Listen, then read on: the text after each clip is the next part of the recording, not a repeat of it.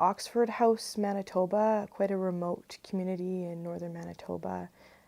We were able to speak with people who were Cree language speakers and who also had very deep connections to land-based living, and so shared with us, took us out onto the land, and it was a whole different kind of experience than being in a more urban center.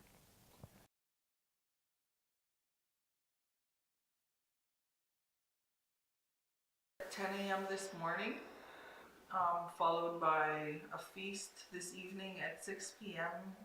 and a show and some dialogue with some visitors we have from Saskatchewan and Alberta working for the John Humphrey Center in Edmonton.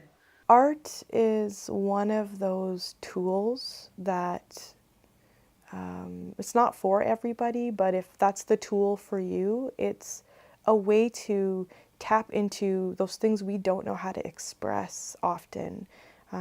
It allows us to tell our stories in our most unique ways, to share our voice, and do some teaching. And it's open, right? There's no real rules about how you have to do it or how you have to say it. And so art's a really important tool for young people to express who they are in the world. And This Is Our Canada is a lot about identity and what is this Canadian identity about? Be sure to mention the time when you were mentioned. My head right to my brain. Always made me feel insane. Gave me a strain on my heart and soul. This isn't what I wanted. No, I thought you would know that I only can. My name is Corbin Greaves. We are in Oxford House, Manitoba. Currently in the studio, my home studio.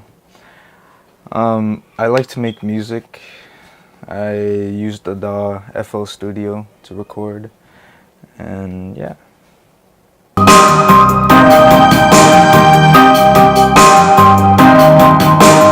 I compose my own stuff.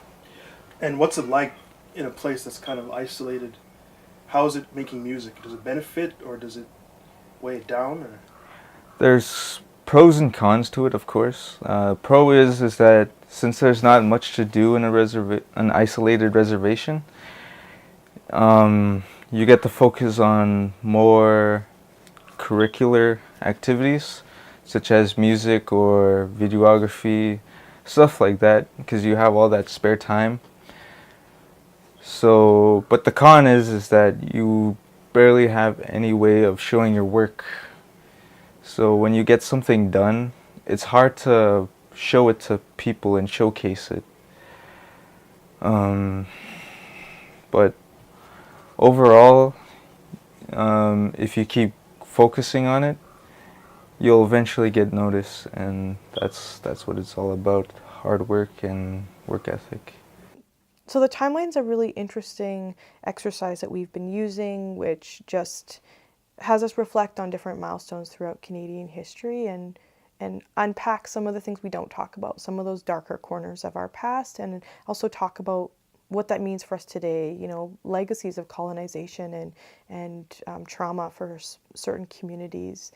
And so it changes every time we tell it because there's so many milestones. You're always kind of choosing different ones to tell a different story. And it reminds us also that that's how history is told, you know. It's a series of events, and depending on what events we talk about and how we tell those stories, the story really changes. So we're always revisiting the timeline, and it changes every time, and we're adding to it. Every community we go to, we want to add a little piece, a few pieces of that specific community. What are some important historical moments that tell that story, and also inviting in. It's not just about reading it off a piece of paper, it's about inviting in community members who carry some of that past or that oral tradition, or that there may be historians bring those stories in and really be rooted in the local history of the places that we visit. You know, stuff like this Section 3 of the Act, it really did play a big role in how our First Nations are today. Oxford House, for instance, has no First Nation culture identity, I believe. Um, our culture here is mostly fishing, you know, living off the land. That's what, to my people, is what culture is.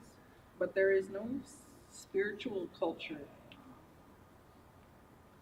We have many churches here, but like this Indian Act read, you know, we're not allowed to engage in any ceremony, traditional ceremonies, or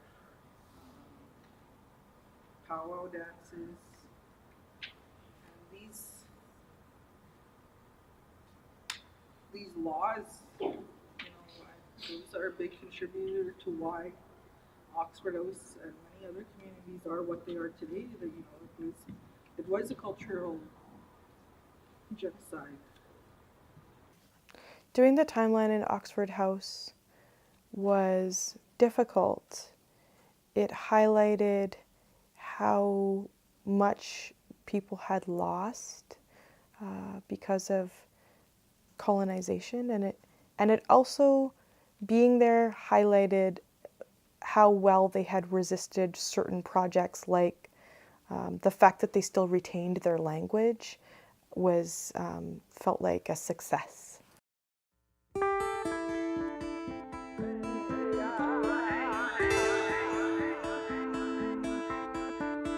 Listen to the land she speaks.